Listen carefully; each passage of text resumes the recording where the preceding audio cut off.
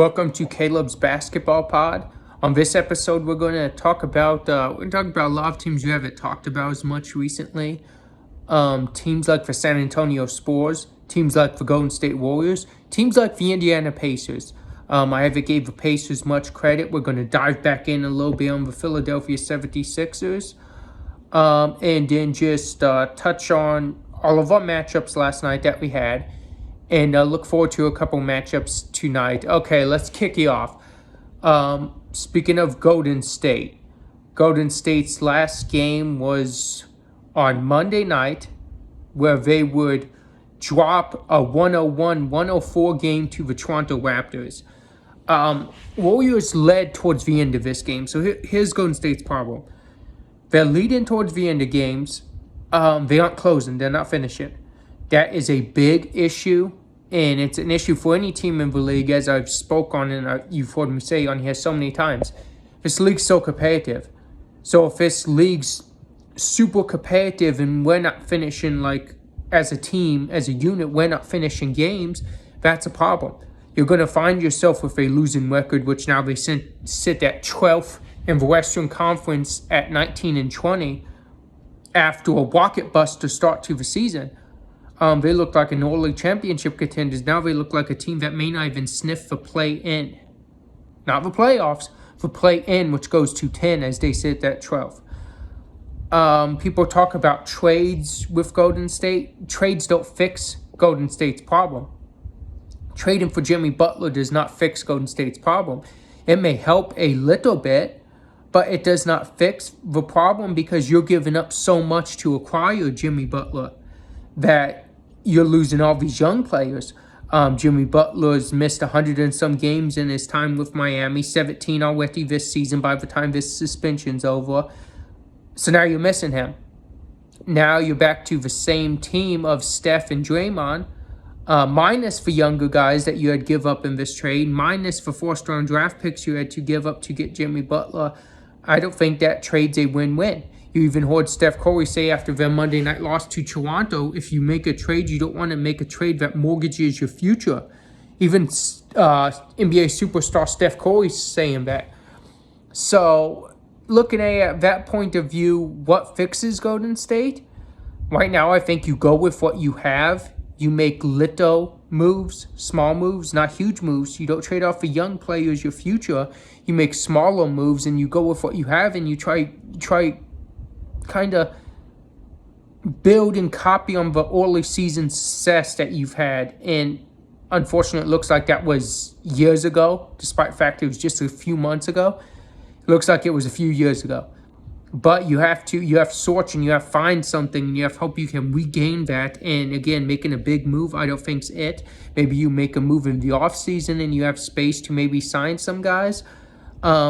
But doing it mid-season where you aren't going to be able to sign players and you lose your young roster, I don't think that's it. Let's move on to San Antonio Spurs. So the other night, Monday night 2, we saw the San Antonio Spurs, Victor Wembanyama, and the Spurs demolish the Lakers 126-102. We saw LeBron struggle in the second half, 8 points, 5 turnovers. Not a good game for him. Lakers' defensive flows continue. And we'll get to that at another point, probably another podcast. Maybe they're turning around. Dory Finney-Smith's not seeing a lot of minutes, but we'll talk about that later on. But I want to talk about the Spurs. I haven't talked about the Spurs much. I haven't talked about how good Victor Wembanyama is looking, how at the 100-game point in his career, he's hit more threes than Stephen Curry did at 100. He's has more points than LeBron did at 100, more blocks than LeBron, and all this. Nobody's talked about that. The Spurs look a lot better this year. They may be a play-in team. I don't realistically see them making the playoffs. But the additions of Chris Paul and Harrison Barnes have proved to play a huge role in their success. Chris Paul is playing really good, and even if you're not seeing him the stat sheet every game, it's for mentorship, for veteran leadership, you can see how he's always telling Victor Wembanyama something and trying to help him and give him advice. You can see that on the court. It's translating in how the Spurs play. You have Kendall Johnson, you have Devin Vassell, Jeremy Sohan, a really good young roster to build, and I love the veteran pickups as I just spoke on. Watch out for the Spurs in a couple years, I want to say. Now let's jump to last night's games. We saw Oklahoma beat the Sixers. We're also going to see Joel Embiid, as I record this, miss his 7th straight game with foot injury as they play the New York Knicks. He's already not playing back-to-back. He's missing so many games with injuries. The Sixers season, unfortunately to say, as they sit at 15-23, is just about shot. That's sad to say because they had lofty expectations before the season started, and we're not seeing anything from them. But we saw the Thunder dismantle them. I don't really think there's a chance to salvage this season for the Sixers. I think too many injuries, and I don't think a roster where you rely on Paul George and Joel Embiid can truly be a championship contention team. Both guys get a lot of injuries, and not saying it's their fault, just saying I don't believe if they're your two guys, you can rely on them. You can honestly be a championship team because either one could be injured and miss so many games at any point at any time. Thunder, after that loss to Cleveland last Wednesday, have been dominating on the rest of this Eastern road trip. They will come home in Oklahoma tomorrow, where they will once again see the Cleveland Cavaliers. That's going to be a really, really good game. The first game was really good in Cleveland. Let's finish out the other scores on the night. We saw the Brooklyn Nets win 132-114 over the Blazers. We saw the Denver Nuggets dominate the Dallas Mavericks and Kyrie Irving's return, but we saw Jamal Murray drop 45. Jokic had a triple-double. When Murray's dropping 45, there's not much you can really do if you're Dallas, especially without Luka. And when you only get 19 combined from Kyrie and Clay, there was really not much of a shot to win that game, but great win by Denver. Denver is really playing good basketball with Russell Westbrook in the lineup. We saw the Pelicans beat the Bulls 119-113. We saw the Sacramento Kings 7-game win streak get snapped by the Bucks 115-130.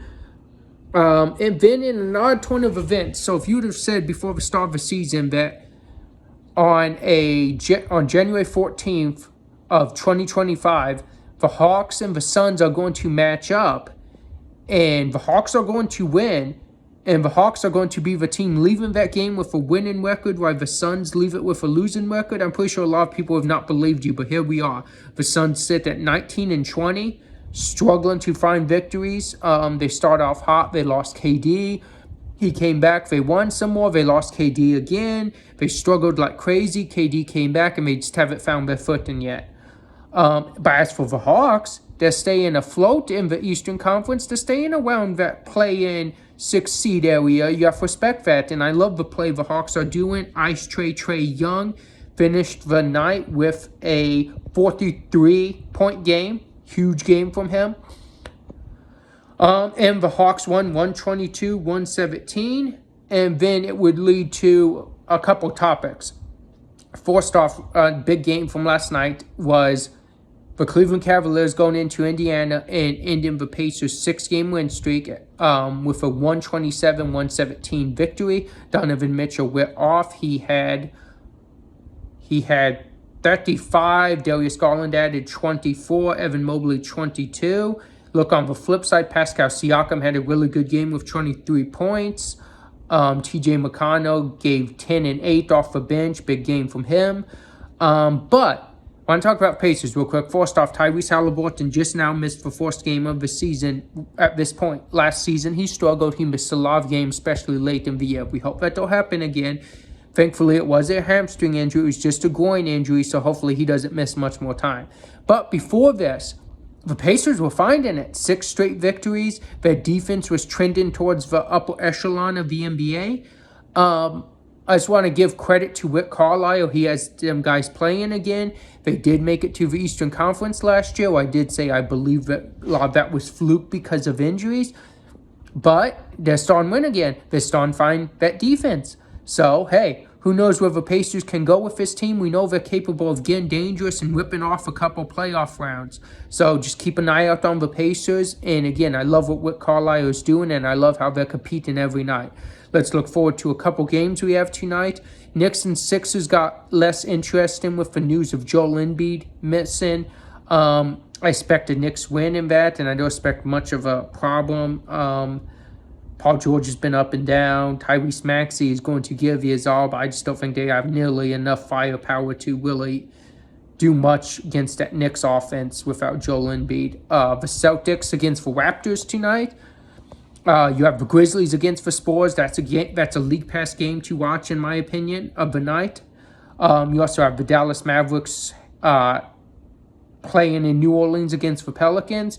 We have the Orlando Magic against the Milwaukee Bucks in Milwaukee. That should be another good game. We have the Hawks, which will be missing a lot of key players: Jalen Johnson, DeAndre Hunter, Trae Young, and Zachary Rochershaw.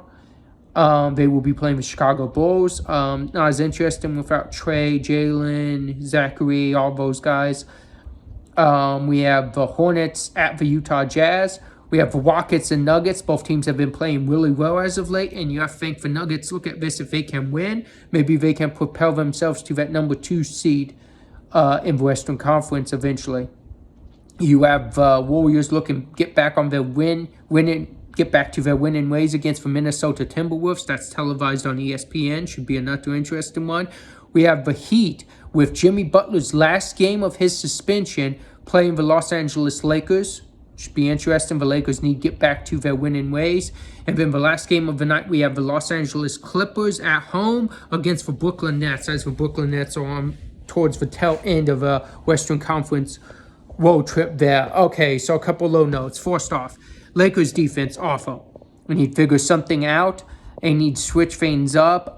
Dorian Finney-Smith needs, I don't know if it's because he don't know the system as well, but he's not getting a lot of minutes.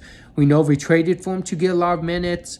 The three-point shooting is still not good. He's not making much of a difference on defense or threes, and he was brought in for both. Again, not getting a lot of minutes. I think there'll probably be more trades made. I don't think this is where the Lakers roster will stand with about 3 weeks to the trade deadline.